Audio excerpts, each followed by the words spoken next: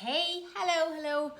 I was gonna say happy whatever day of the week it is, but I can't even remember. It's Thursday. Oh my gosh, what is wrong with me? It's Thursday. Happy Thursday. So, Health Coach Maria here.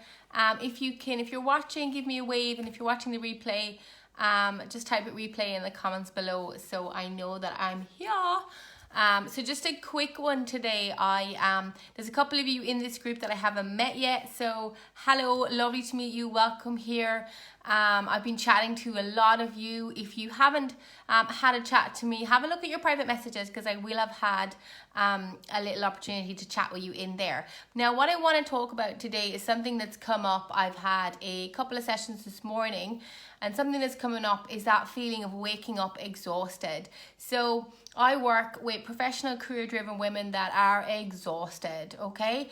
And I help them to turn that around, increase their energy, and go ahead and do all the freaking things they want to do while still having a good career, getting on with your family life, getting on with your household, but also living a life that's true to you.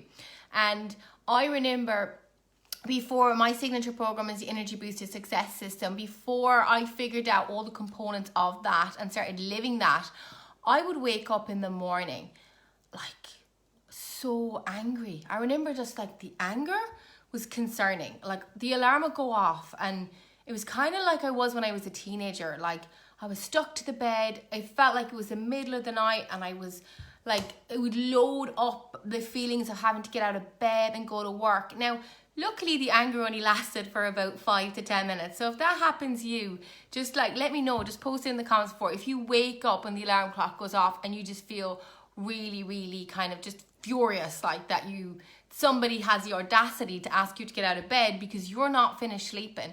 You're still exhausted, and if you were allowed, you would turn over and happily go back to sleep and fling the alarm out the window. So just let me know in the comments below if you can relate to that.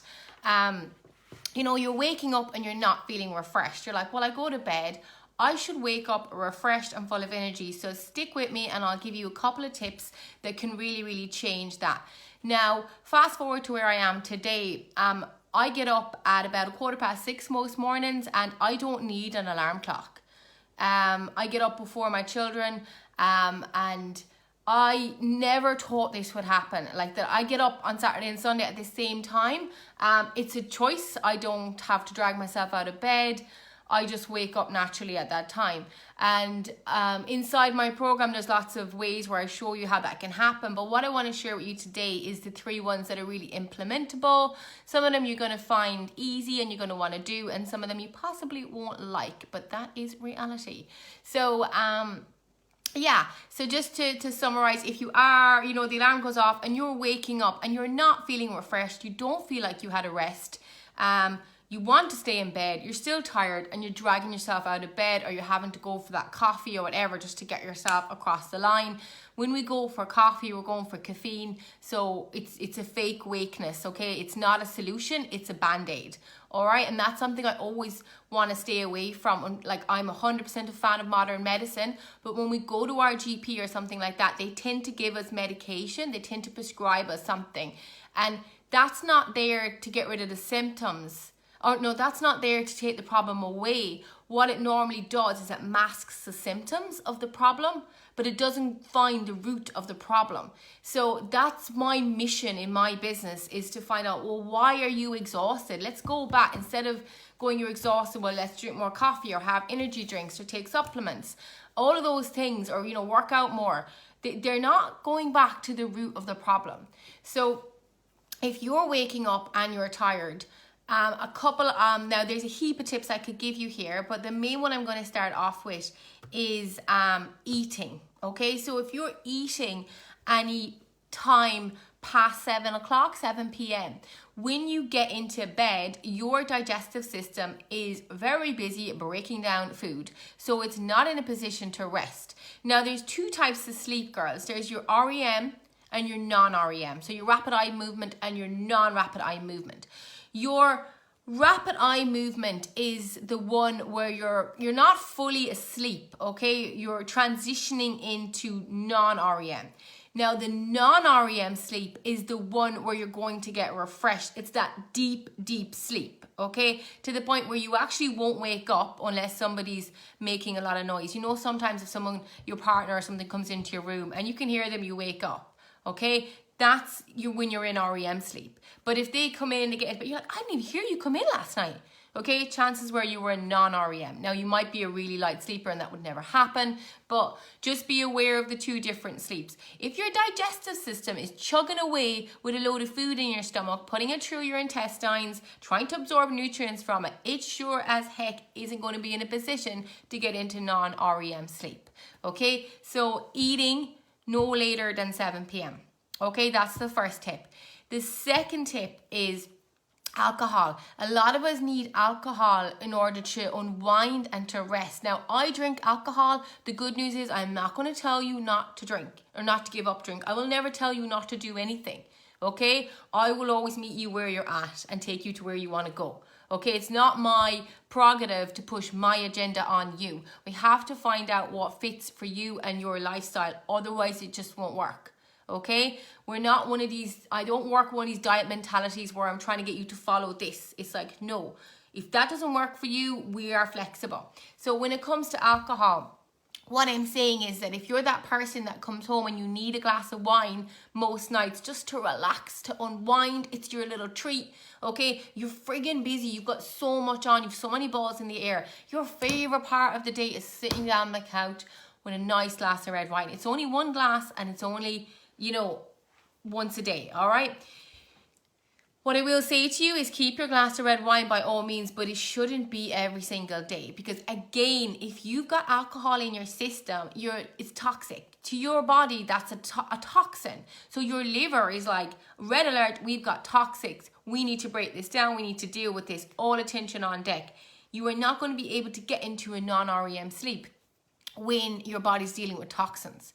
So if you've ever went out and had a big night out and a big binge, like hands up, okay, I did that for most of my 20s, and you come home and you pass out from the alcohol, okay, and you might be comatized, all right, but when you wake up, you are not refreshed because you did not have any non-REM sleep. You had that fake REM sleep, okay, where your body was just busy trying to deal with toxins all night. So you do not wake up feeling refreshed, and obviously you're hungover from the toxins of the liver anyway.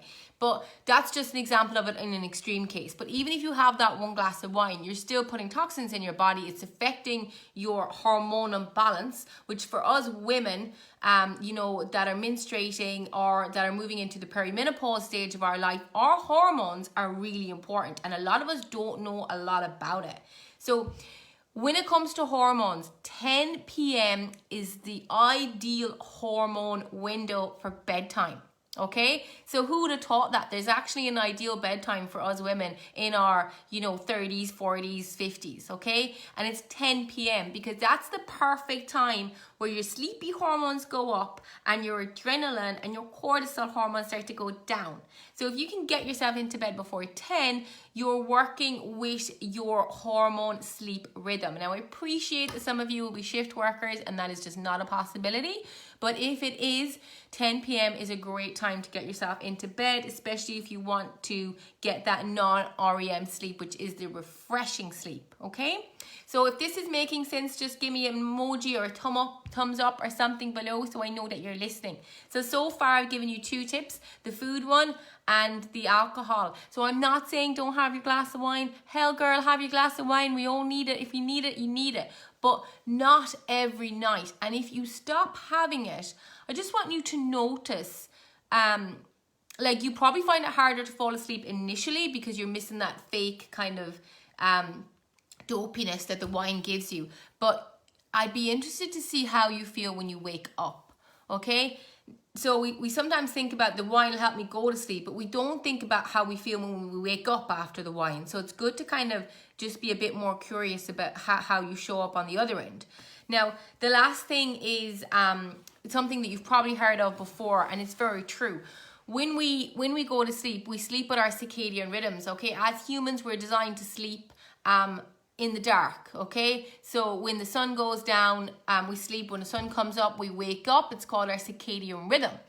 Now, our screens, our phones, our TVs and all that really confuse our circadian rhythm. So if we're in bed and we're looking at our phone, or we're on Netflix and we're watching telly, and then we just switch off telly and go, right, I'm going straight to bed, our body will stay in that REM sleep for a lot longer because it has to move out of the idea that it's the middle of the day because of the light that comes from our phone. Now, a lot of the newer phones and stuff, you can set a, what's the word I'm looking for, like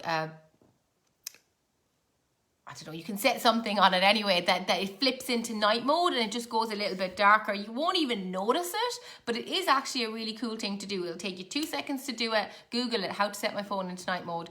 And it will help you if you are looking at your phone late at night, just to kind of stop that trickery that can happen in your head. And then what I would say is a little break between the screen and bedtime. And one of the best things that you can do is, your old classic book. So if you've got a little book by your locker, just take, even if you just read one page, okay, a paper book, just to break the cycle of the screen and get, that way you'll fall into the REM sleep or the non-REM sleep faster, which is the refreshing sleep, okay? Another thing that can be really helpful before bed, do any of you girls get into bed and put your head on the pillow and suddenly all the thoughts of the day start coming? It's like, you're like, oh gosh, never sent that email at work. Oh my God, I need to get my kids new shoes. I need to get petrol. Do I need to get petrol for the car in the morning? I need to valet my car. My car's a mess. Geez, the car seat as well. I need to get that fixed because I think it's too small for him. And blah, blah, blah, blah, blah, blah. Okay, and suddenly your whole brain is just wired about all the things you have to do. Journal. Okay, so get yourself a little book and a pen beside your bed and do what I call a brain dump before bedtime. So just instead of trying to contain it all in your brain, because that's what your brain is doing, you literally verbally vomit onto a piece of paper. It doesn't even have to make any sense. But do that and then put it to one side. And then when you put your head on the pillow, your brain just feels a little bit better about it's able to let go of that stuff because it's now on paper.